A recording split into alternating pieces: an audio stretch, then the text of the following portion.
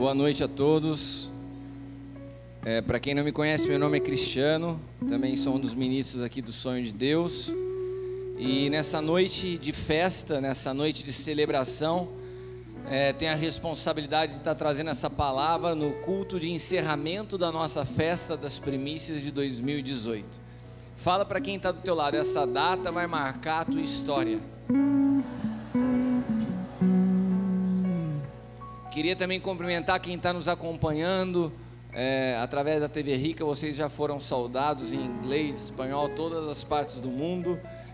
Estamos felizes de saber que essa mensagem tem chegado a tantos lugares. E hoje eu quero falar uma palavra que tem o título, o Êxodo de Cristo. Repita comigo, o Êxodo de Cristo. Amém. Pedir para todos pais que estão com crianças, se puderem acalmar as crianças, pararem de circular. É um momento de bastante atenção e onde nós precisamos estar tendo o cuidado em receber a palavra. Então eu queria pedir para que você que tivesse que fazer algo, fizesse agora, para que a gente pudesse ter toda a atenção voltada, não a mim, mas a palavra que o Senhor quer liberar as nossas vidas nessa noite. Quantos querem uma palavra de Deus para o teu espírito? Quantos querem uma palavra que te dê destino para todo um ano? Quantos querem uma palavra que te dê destino para uma década? Eu creio que Deus está fazendo isso nesses dias, então requer toda a nossa atenção. Amém? Hoje, por coincidência, se é que eu posso usar essa palavra, eu resolvi ver um documentário que lançou novo sobre Martinho Lutero. E algo que me impressionou, nessa manhã nós tivemos um discipulado com o pessoal da adoração, e eu comecei a falar para eles as palavras proféticas que estavam sobre a adoração dessa casa. Tudo que Deus nos falou a respeito da reforma que se necessita fazer na área da adoração no mundo. Como a adoração se perdeu, como a música tomou um caminho diferente do que uma vida em Cristo deve expressar. Ela se voltou a algo comercial, a imagem de jovens, de pessoas que na verdade pouco manifestam a Cristo, mas muito das suas vaidades. E eu falava para eles: vocês creem que Deus pode iniciar uma reforma a partir dessa casa? E a sensação que eu tenho é que as pessoas não conseguem mais compreender que nenhuma reforma, que nenhuma transformação de Deus na história passa por uma multidão de pessoas. Ela começa sempre na disposição de um homem, de uma pessoa que se renda à vontade de Deus. Se você vê a conversa de Jesus com Pedro, essa conversa de Jesus com Pedro não foi filmada. Ninguém fez um live de Jesus falando com Pedro. Não foi para a internet, não foi para o YouTube. E até hoje nós falamos daquilo que um dia Jesus falou: apacenta as minhas ovelhas. Foi uma conversa que ele teve com um homem, um pescador simples. Num período da história, numa cidade, o mundo já era totalmente povoado, já era repleto de gente.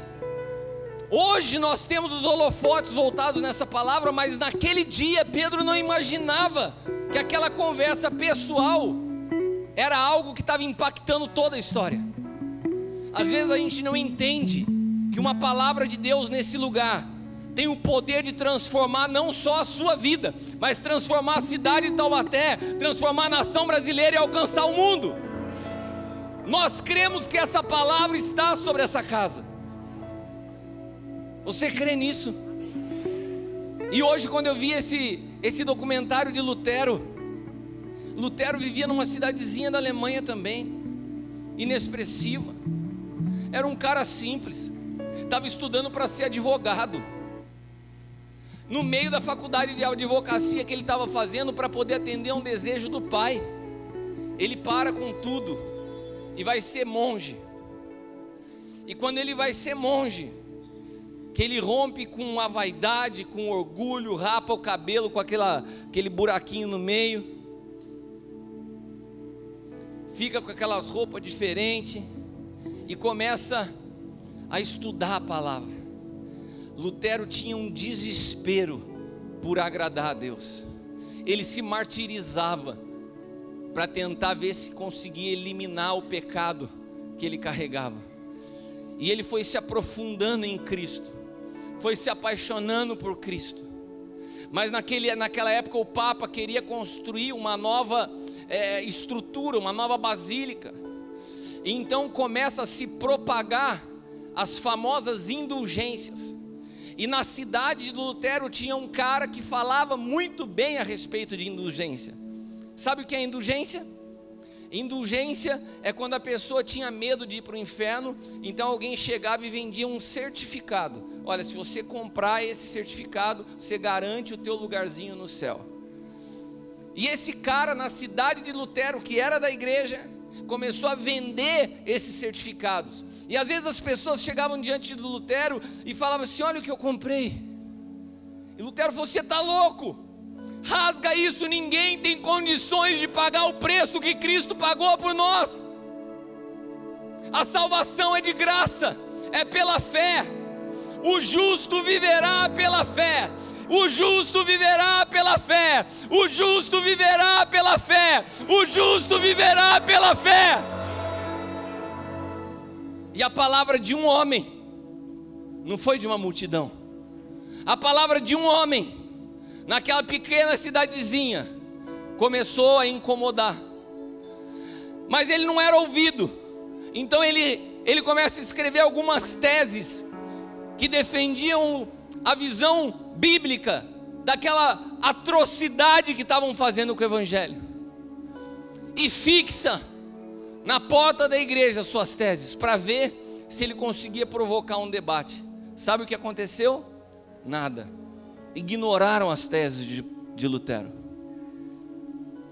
Sabe, irmãos, tem coisas que Deus começa a gerar no espírito, que a sensação que nós temos é que não está acontecendo nada.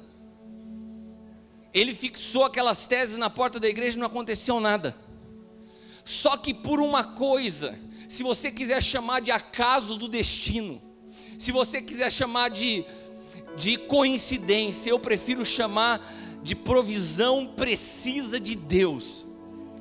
A prensa mecânica havia recém sido inventada, e livros que para serem escritos demoravam quase anos, letra por letra, podiam ser prensados folha por folha de uma forma mais rápida. E para divulgar a prensa, um doido resolve pegar: vamos pegar essas teses de Lutero e vamos fazer as prensas aqui para ver se a gente consegue polemizar. Desde aquela época já tinha os polêmicos. Naquela época tem os polêmicos da internet, e naquela época tinha os caras que queriam aparecer fazendo polêmica. Daí publicaram as teses de Lutero. Um dia ele foi para a Espanha, chegou lá, todo mundo lendo as teses dele. Ele falou: meu, o que é isso? Como que veio parar aqui? Ué, mandaram isso aqui para a gente. Deus tratou de promover aquilo que Lutero tinha escrito. Sabe por quê? Porque quando nós fazemos algo alinhado com o coração de Deus, nós não precisamos nos preocupar em nos promover. Ele promove o seu propósito. E por que eu estou falando tudo isso para você? Porque Lutero transformou a história. Sabe Martin Luther King? Você já ouviu falar de Martin Luther King? Quantos já ouviram falar desse cara? Martin Luther King não chamava Martin Luther King, ele chamava Martin. Até o dia que ele foi para a Alemanha e ouviu a história de Lutero. Ele falou: cara, Lutero conseguiu transformar a história. Eu também vou transformar a história, eu vou colocar Lutero no meu nome. Luther vem de um tempo em que ele conheceu a história de Lutero e falou: agora eu não me chamo mais Martin, eu me chamo Martin Luther King. Porque assim como Lutero, eu também tenho a possibilidade de mudar a história. E sabe com que autoridade eu falo com você nessa noite? Com a autoridade de quem tem convicção que nós vamos mudar a história. Eu tenho essa certeza no meu espírito.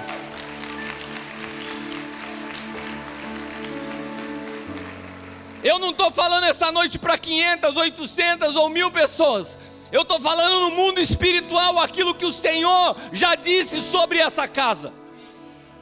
Eu só estou contextualizando para você entender que as mudanças na história começaram de uma forma que a gente não parecia, que nós não percebíamos. Mas homens transformaram a história porque conseguiram confiar e acreditar que era possível.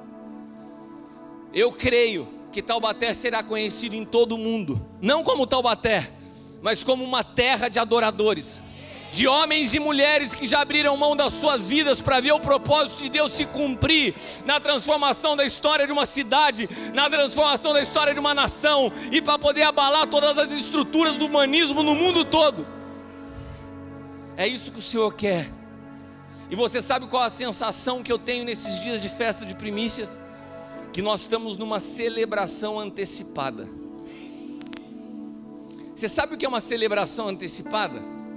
Ontem a Leila falou uma coisa que é muito comum, que são as crianças pedirem presente antes do aniversário.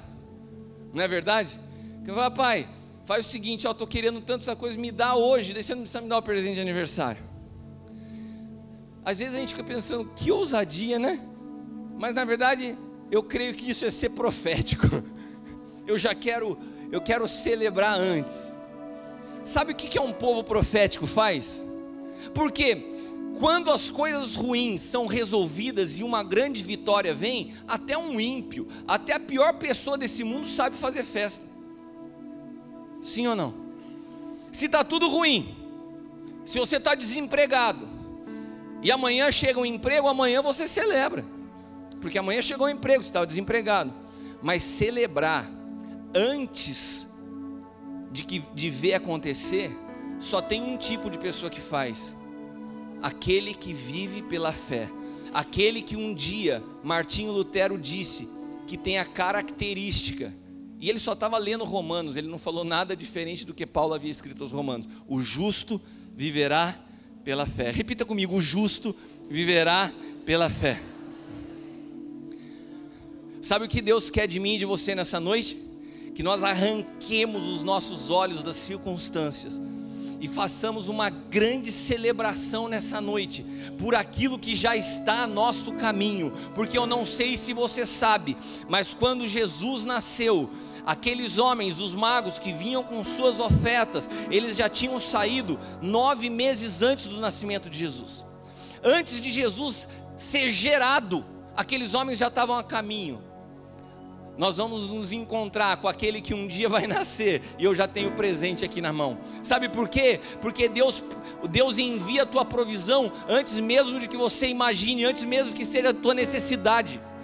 Antes de você entrar no teu problema, Deus já tinha preparado a tua saída, ela já está a teu caminho. Só que nós precisamos ter a capacidade de celebrar antes, porque quem celebra na hora é aquele que vive por vista. Nós não vivemos por vista, nós vivemos pela fé. Então hoje tem que ser um dia de festa, meu irmão. Amém? Quantos podem aplaudir ao Senhor? Quantos podem dizer aleluia?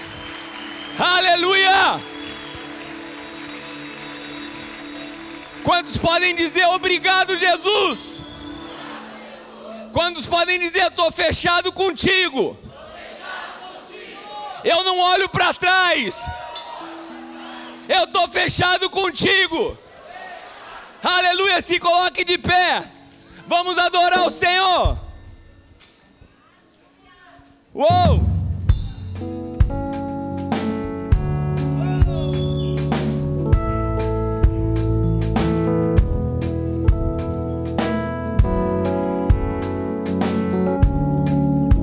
Declare isso, meu irmão.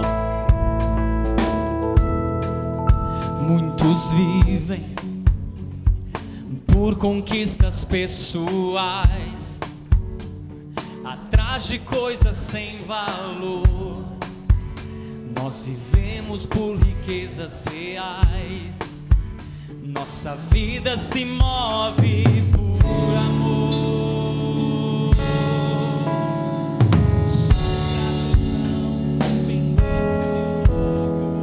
Sabemos o poder de um por todos.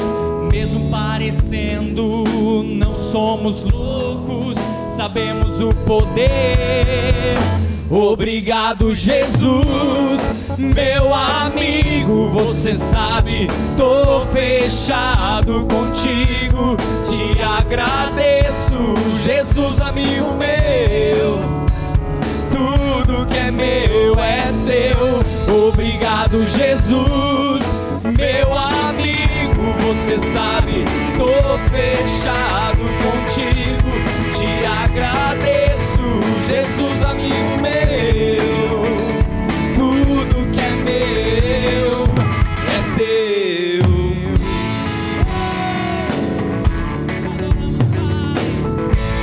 Preste atenção nessa parte da letra e declare: somos aqueles que não fogem da batalha, jamais olhamos para trás.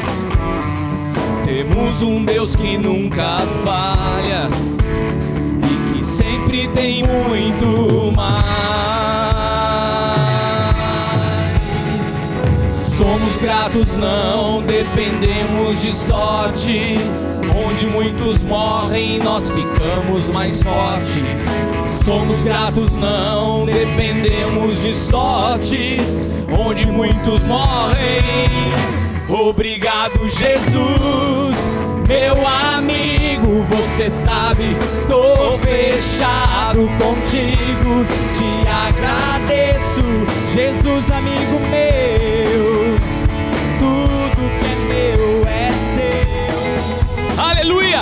Aplauda o Senhor.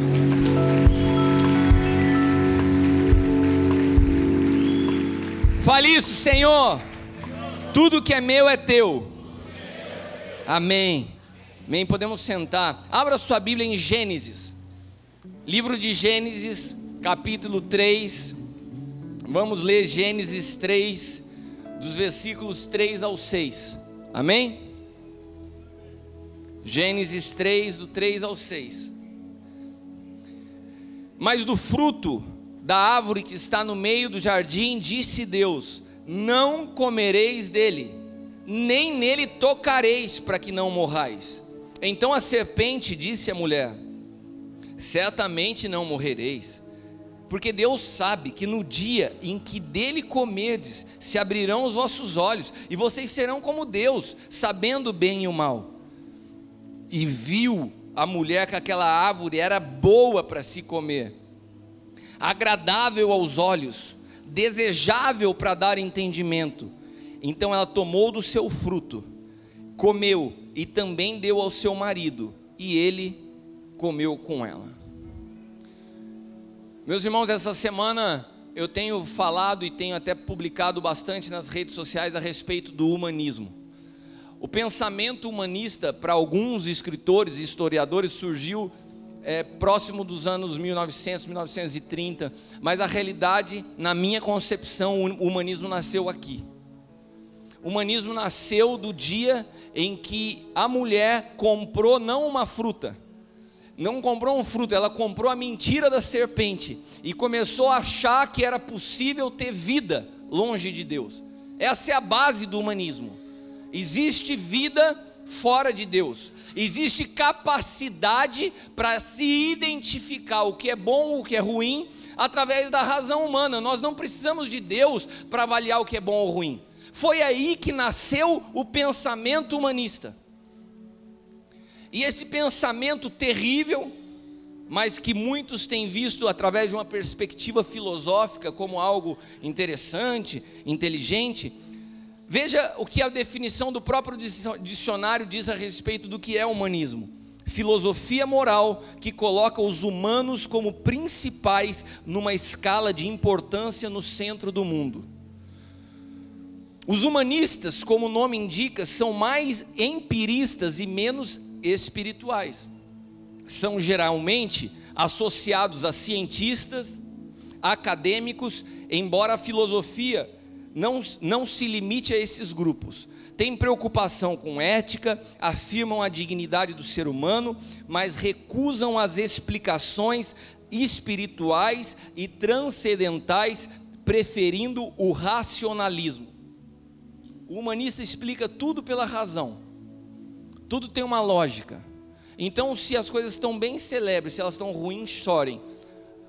Aqueles que vivem pela fé, aquilo que Paulo escreveu aos Romanos, aquilo que Lutero disse, não consegue ser compatível com o pensamento humanista. Sabe, mas eu quero que você faça uma cara de ó quando eu te falar isso. Você sabia que hoje tem o humanismo cristão? Como que uma coisa tão incompatível consegue se associar ao cristianismo? Você sabia que grande parte dos pregadores que você ouve pela internet estão cheios de mensagens humanistas? Você sabia que o pensamento humanista elimina a tua fé? Porque ele é incompatível. Não tem como você mesclar isso dentro da palavra de Deus. É totalmente distinto, são duas coisas totalmente diferentes. São duas raízes opostas. Uma raiz do conhecimento e a outra raiz da árvore da vida. Quando o homem escolhe da raiz do conhecimento, ele decidiu permitir que o pensamento humanista o governasse. Eu sei o que é bom, eu consigo definir o que é bom. Você sabia que o humanismo explica muito bem o homossexualismo? Porque o humanismo fala assim: é bom, pode fazer. A palavra de Deus não fala é bom, pode fazer, porque o que é bom, quem tem capacidade de dizer o que é bom ou ruim é Deus, não somos nós. Se o Espírito Santo não nos convence, nós somos atraídos pela nossa própria concupiscência. Agora o humanismo não, se é bom você faz. E foi o que a serpente semeou no coração de Eva, lá na história do início de todas as coisas. E Adão fez o mesmo. Eu sei o que é bom. Então ele continua cumprindo um papel que Deus deu a ele, mas agora numa raiz errada. O que Deus manda Adão fazer? Dar nome às coisas. Vocês se lembram disso? E Adão segue dando nome. Só que agora ele não estava mais dando nome inspirado por Deus. Ele estava a partir de uma raiz de conhecimento humano, que foi da árvore que ele comeu. A árvore que ele comeu é um símbolo da natureza que começou a governar ele. Amém? Você está entendendo? O homem passou a ser governado por uma natureza que ele escolheu, que ele optou. Diante dele tinha a árvore da vida, que simbolizava Cristo, e tinha o racionalismo. Ele escolheu o racionalismo. Sempre Deus nos dá escolhas, sempre Deus nos dá oportunidade. Hoje nós estamos aqui cheios de pessoas, todos estão diante da mesma oportunidade. A palavra de Deus diz que se a primícia é santa, toda a massa o é. Por que nós fazemos a festa das primícias em janeiro? Porque quando você traz uma primícia santa, você está santificando todo o restante do teu ano, todas as tuas finanças. É o primeiro, é o princípio, nós consagramos ao Senhor. Mas quando nós não entendemos as coisas pela fé e tentamos racionalizar, nós começamos a chamar de bom e ruim aquilo que a nossa mente nos aponta como bom ou ruim. O que é relevante? Pessoas e coisas são relevantes à medida que eu sou beneficiado por elas. Quem te disse isso? Eu acho. O que é bom? Algo bom é algo que produz o bem para mim. Essa é a base do humanismo. Você consegue perceber? O centro do universo é o homem. O que é relevante? São pessoas, coisas que podem me produzir algum benefício. O que é bom? É algo que produz bem para mim. Sempre a interpretação, parte de eu, está no centro. O que são coisas grandes? São coisas que produzem bons resultados. Aonde que Deus se impacta com coisas grandes que são proporcionais a grandes resultados? Aonde você vê Deus ao longo da história impressionado com grandiosidades? Quando Deus quer derrotar um grande exército, Ele vira para o seu povo e fala assim: vai tirando gente, fica com pouquinha gente, para que vocês entendam que as minhas vitórias não é na quantidade.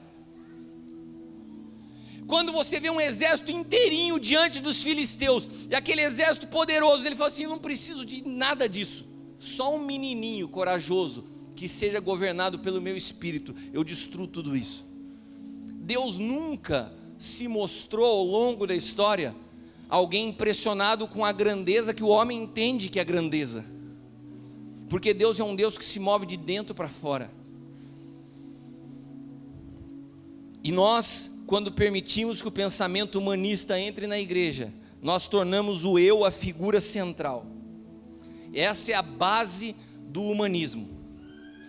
E infelizmente, as mensagens mais populares nas igrejas de hoje são mensagens humanistas, que falam a necessidade do ser humano, mas não falam ao espírito. A democracia tem uma base fortíssima de humanismo, porque o princípio da democracia se opõe à teocracia. A democracia é, todos nós juntos temos a capacidade de escolher o que é bom. Você acha que isso é uma verdade? Vejam os governantes que estão no nosso país, fomos nós que escolhemos. O homem não tem condições de apontar o que é bom ou ruim fora de Deus. A transformação desse país passa pela transformação do povo de Deus. Quando nós, cheios de Cristo, tivermos então uma consciência governada pelo Espírito, nós podemos transformar a história dessa nação. Fora isso, tudo que se faz é bom, saúde é bom, educação é bom, tudo é bom, mas fora de Cristo não tem poder de transformação, porque o homem não tem a capacidade de distinguir certo e errado, de bom ou ruim fora de Deus.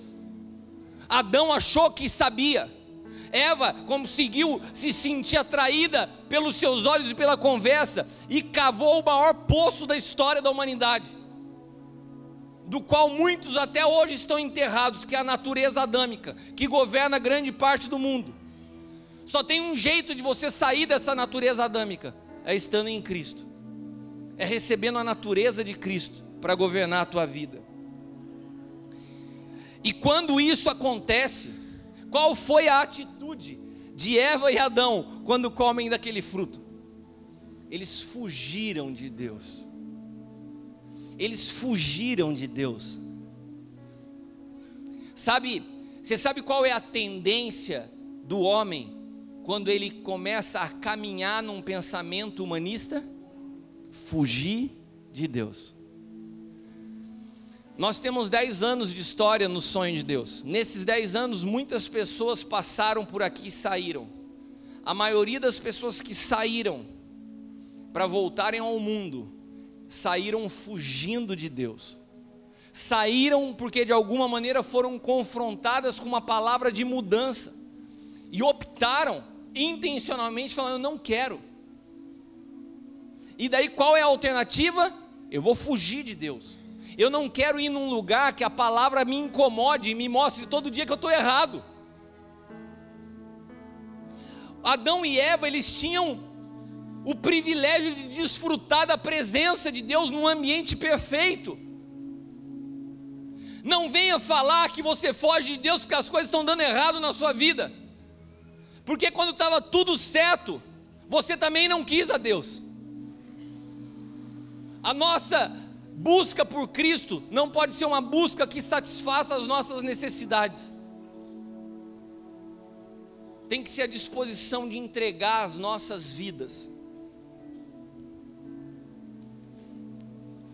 Quando a palavra de Deus é escrita e o Antigo Testamento começa a ser redigido em forma de sombras, para que nós pudéssemos entender a necessidade de Cristo, tem uma história que todos nós conhecemos.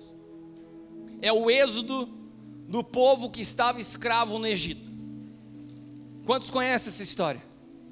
O povo de Deus, o povo que servia a Deus, o povo com quem Deus se relacionava, e através do que Deus falava com aquele povo, algo acontecia em toda a história. Você consegue entender que Deus continua falando com um povo hoje? Esse povo é a igreja. E o que Deus fala com a igreja toca toda a humanidade.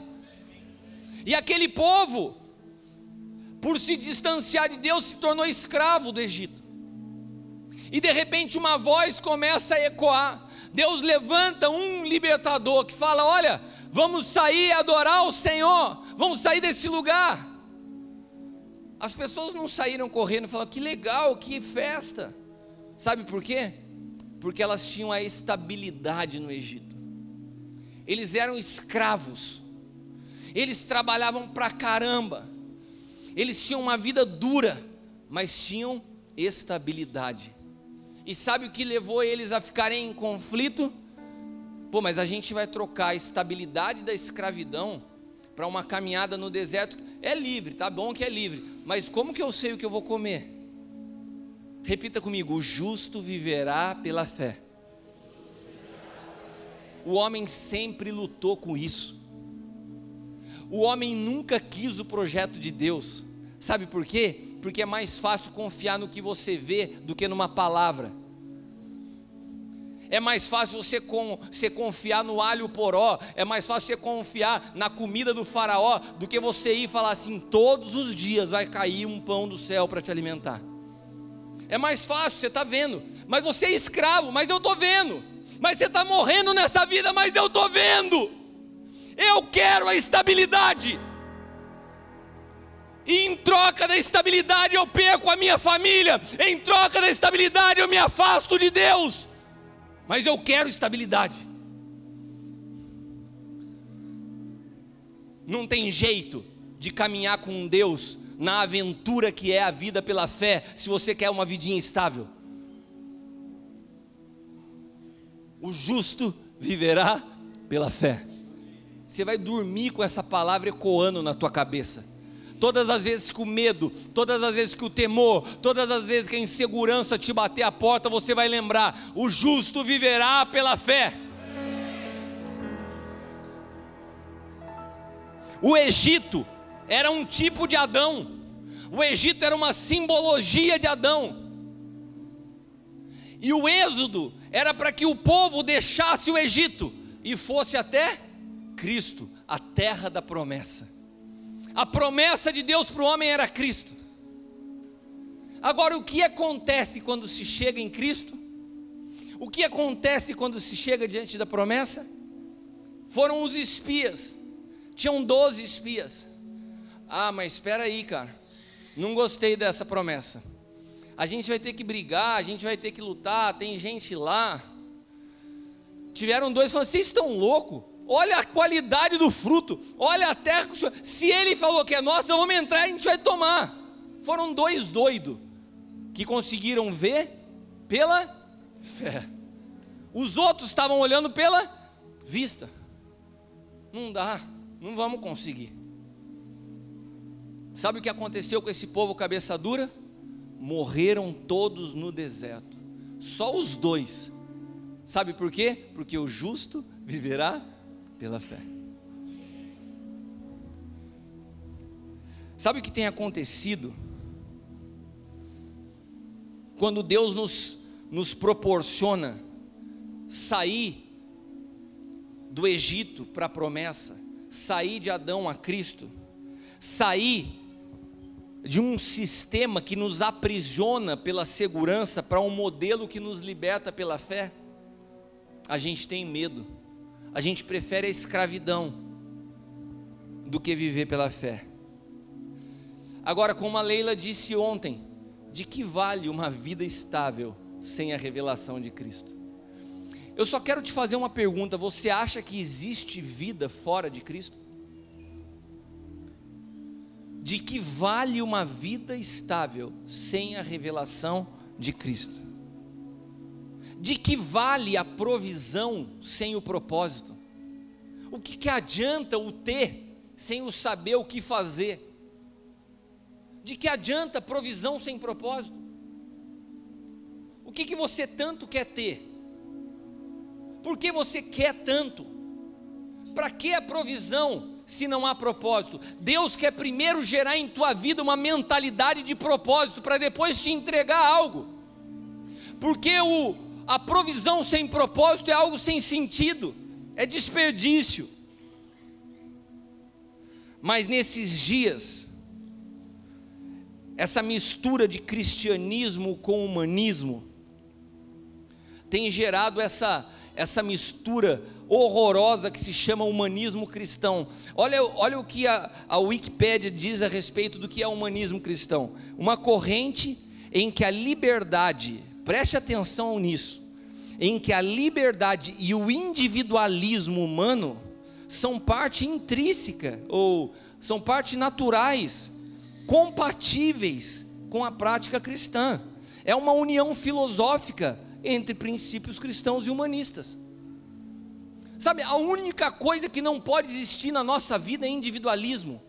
E o humanismo cristão prega, não, o individualismo é compatível com a prática cristã. Não existe. Quando você nasce de novo, você morre para o eu, para nascer para o nós. Você sai de uma visão individual para nascer para algo que se chama corpo de Cristo. A sua vida já não faz mais sentido sozinho. Nós precisamos uns dos outros. Nós somos uma família de fé. Foi a mesma coisa que aconteceu com Adão. O homem compra essa mentira e depois foge de Deus. As pessoas estão hoje dentro das igrejas, mas peregrinando num êxodo de Cristo. Como assim? Chegaram na promessa, mas estão indo embora de Cristo. O êxodo de hoje não é mais do Egito, mineiro. As pessoas não estão deixando Adão, elas estão saindo da igreja em busca do humanismo, do individualismo. Eu não quero viver paternidade. Por quê? Porque eu quero ser livre, como se paternidade fosse controle. Eu quero a filosofia individualista, eu quero o pensamento humanista, e continuo amando a Deus. Não, você não pode. Aquele que me ama segue os meus mandamentos, diz a palavra. Não segue as suas vontades. Ele não disse, aquele que me ama faz do jeito que ele quiser. Aquele que me ama faz o que dá na telha. Não é isso que está escrito. Aquele que me ama segue os meus mandamentos. As pessoas estão saindo de Cristo em busca de um individualismo, para poder ter liberdade de escolha. Não, eu não quero corte. Eu quero beijar, eu quero transar, eu quero viver o que o mundo vive. Como se a vida em Cristo fosse uma vida que te priva. Te priva do quê? Do lixo que é o mundo. Como se viver Cristo, que é o maior tesouro liberado por Deus na história, fosse algo menor do que desfrutar do mundo. Nos tornamos admiradores de mensagens que fazem sentido à mente. Você já viu pessoas falando assim? Nossa, gostei desse pregador, porque, cara, a palavra dele faz sentido. Cara, a palavra não tem que fazer sentido, ela tem que chacoalhar você por dentro.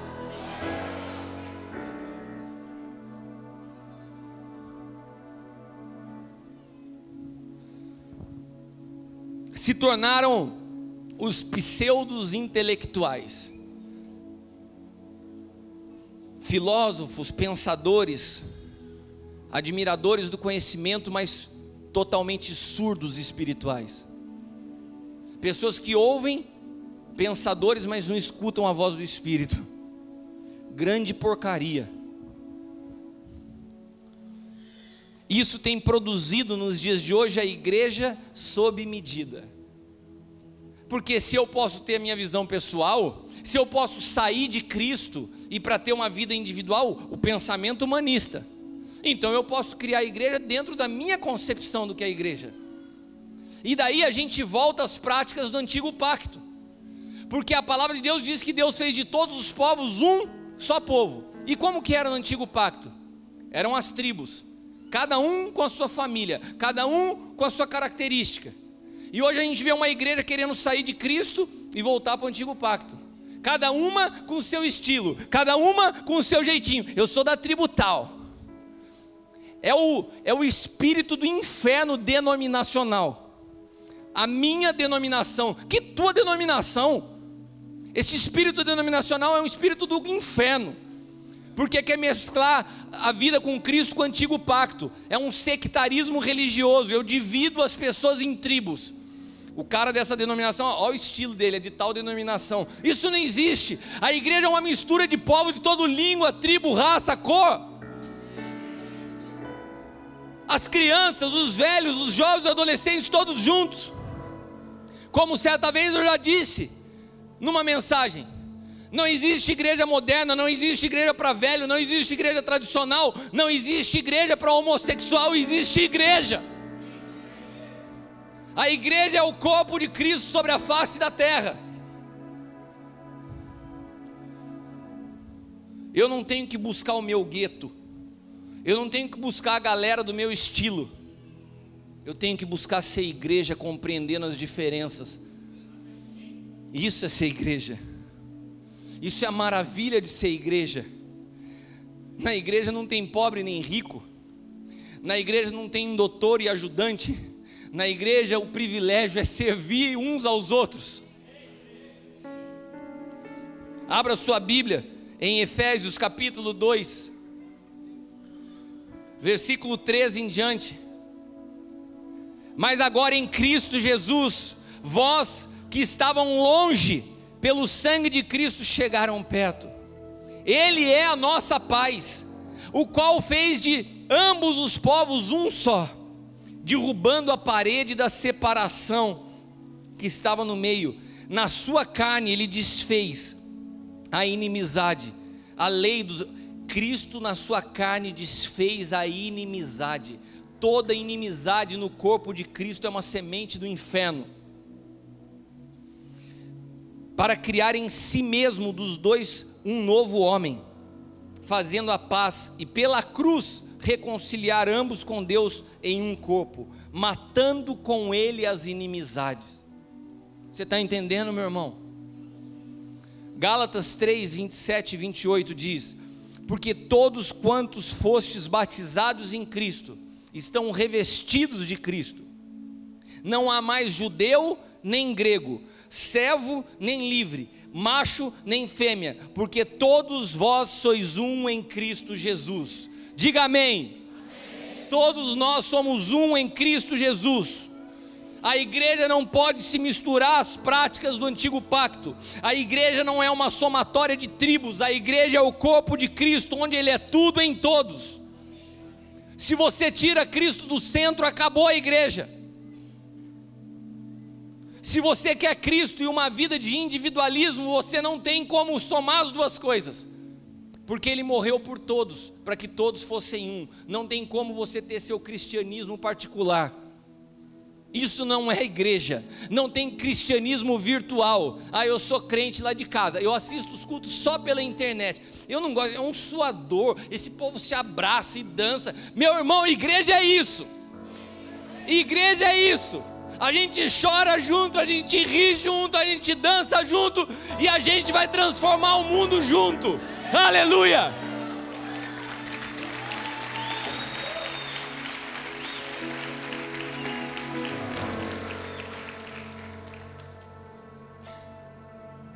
E sabe o que acontece?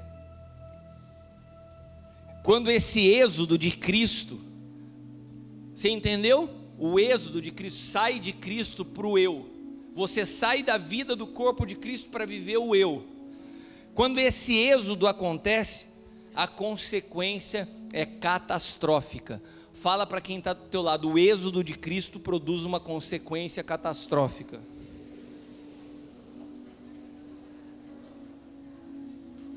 Está difícil falar catastrófico aí? Você fala assim: olha, a consequência vai ser terrível, irmão. O negócio vai ficar ruim para você. Ficou melhor? Vai dar ruim. Olha para o que tem lá, vai dar ruim. Você entendeu agora, cabeção? Sabe o que acontece quando você sai de Cristo? Preste atenção, porque pode ser que você já esteja fora dele e não está nem sabendo. Sabe o que acontece quando você está fora de Cristo? As decisões não são mais por um propósito. As decisões são governadas pelas circunstâncias. Você ouviu o que eu te disse? Quando você está fora de Cristo, quem determina as tuas decisões são as circunstâncias. Sabe o que tem acontecido? Por causa de um salário, as pessoas acabam tomando decisões. Por causa de um prato de lentilha, se entrega um destino profético. Eu vou repetir para você, que eventualmente está apertado, está pensando em se mudar de cidade, de país. Um prato de lentilha vendeu um destino profético. Você está querendo tomar decisão por causa de aperto financeiro? Deus falou com você, ou é uma vontade da fuga da tua alma? Porque todo aquele que está fora de Cristo está fugindo. eu passei e tenho passado 5 anos de desafio. Eu não movi um passo do meu lugar, mesmo que a minha alma gritasse por isso. Se o Espírito não me falou, eu não me movo. O Brasil, eu já tô finalizando para a gente ir no momento precioso de primícia. Estou ansioso por isso. O Brasil passou nos últimos 2 anos, eu não sei se você sabe isso, pelo maior êxodo da história dessa nação. Nunca tantos brasileiros deixaram o Brasil como 2016 e 2017. A península do sul dos Estados Unidos, ali na Flórida, hoje tem cidades que são quase inteiras de brasileiros. Milhares de brasileiros por dia chegando ilegalmente nos Estados Unidos e para todos os lugares do mundo. Eu quero te fazer uma pergunta: esses brasileiros que invadiram os Estados Unidos saíram por uma palavra de Deus ou por causa de uma situação financeira? Saíram fugindo de uma realidade ou saíram porque Deus falou vá para lá? É uma pergunta que eu estou te fazendo. As pessoas se movem por um propósito ou impulsionados pelo medo e pela circunstância? Como você toma a decisão na sua vida? Pessoas que fugiram do propósito, que abortaram um processo, mas o Senhor tem uma palavra para cada um de nós nessa noite. Cada um de nós, cada um que está me ouvindo agora, cada um que no meio dos últimos anos de pressão nessa nação, pessoas que muitas vezes tiveram o convite de sair dessa cidade. Eu me lembro quando o mineiro, por uma situação de aperto financeiro, recebeu uma proposta de ir para o Rio de Janeiro, um emprego lá. O Giovanni esse ano, desempregado por quase 1 ano, 2 anos, e a família, ninguém entendia, volta para cá, não é daqui, não é de Taubaté. Enquanto Deus não falar comigo, eu não me movo. O cara decidiu, ao invés de ir para o Rio, ficar com uma palavra e continuar aqui. O mineiro, açúcar. O Giovanni é a mesma coisa. Sabe, obedecer a voz de Deus requer de nós viver pela fé. Repita comigo: o justo viverá pela fé. Espera aí, mineiro, mas você não tinha emprego? Não. Você não tinha salário? Não. E você decidiu ficar por quê? Pela fé. Deus não me falou para eu sair, eu não saio.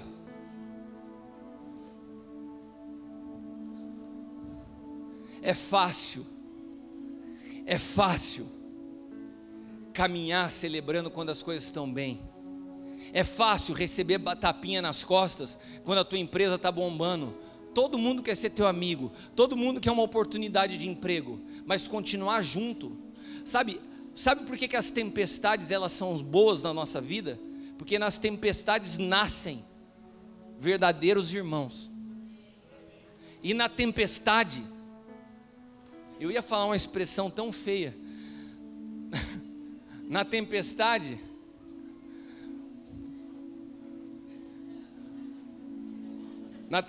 os xarope pulam do barco. Foi o menos nocivo. Abra sua Bíblia em Neemias. Eu quero liberar essa palavra para a tua vida nessa noite. Eu vou ler mais 2 versículos e nós vamos terminar. Neemias capítulo 6, versículos do 10 ao 12.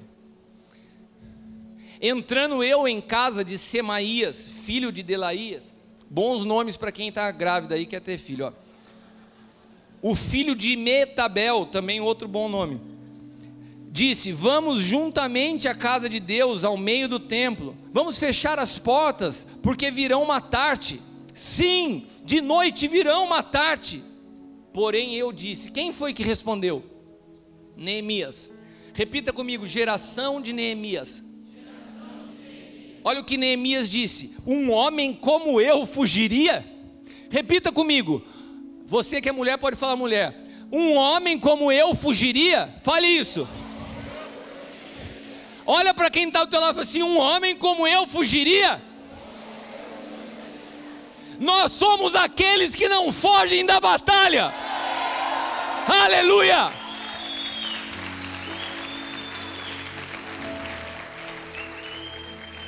E quem há como eu, que entre no templo para que viva? De maneira nenhuma eu entrarei. E percebi que não era Deus quem o enviara, mas esta profecia falou contra mim, porquanto Tobias e Sambalate o subornaram. Um homem que está em Deus, ele consegue discernir as vozes para tomar uma decisão. Ele falou: não veio de Deus essa palavra. Um homem como eu não foge. As pessoas que se movem pela razão, os racionais, são os que fogem no meio das más notícias, são os que brigam quando as coisas não vão bem, são os que abandonam o barco antes que afundam. Mas nós não somos esse tipo de pessoa. Olha para quem está ao teu lado e fala assim: nós não somos desse tipo de pessoa. Nós temos a capacidade de sofrer o prejuízo pelo outro. Você tem a coragem de falar isso? Você sofreria o dano por outro? Eu tenho pessoas nessa noite, nesse lugar, que um dia sofreram o dano por minha causa. Eu tenho nesse lugar alguém como Paulo Ricardo, que num momento de dificuldade na minha vida, quando ele saiu da empresa, eu não consegui pagar a rescisão dele. Ele tinha duas alternativas: parar de falar comigo e me colocar na justiça. Ele poderia fazer isso, era um direito legal. Ele veio e entregou a rescisão na minha mão e falou assim: isso aqui é uma oferta, eu amo a tua vida.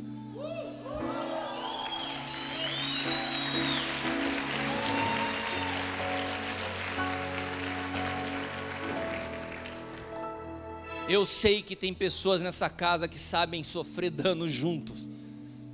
Eu citei o Paulo, mas eu poderia mencionar tanta gente. O nosso êxodo já ocorreu quando nós saímos das trevas e passamos a habitar em Cristo. Nós não tememos más notícias, mas os nossos inimigos temem más notícias. Neemias capítulo 6, versículos 15 e 16. Acabou, pois, o muro aos 25 do mês de Elu, em 52 dias.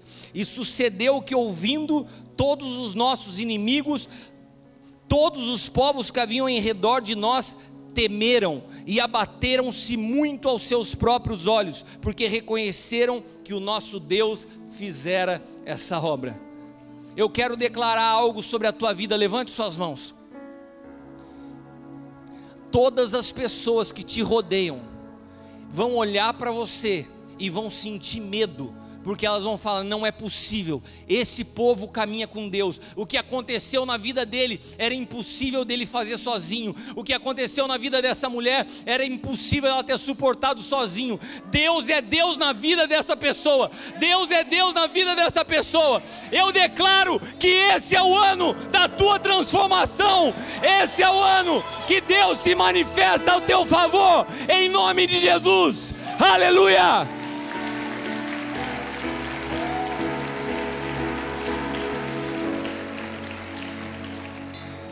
Nós somos pessoas que terminamos o que o Senhor nos confia. Nós vamos terminar tudo que chegou à nossa mão.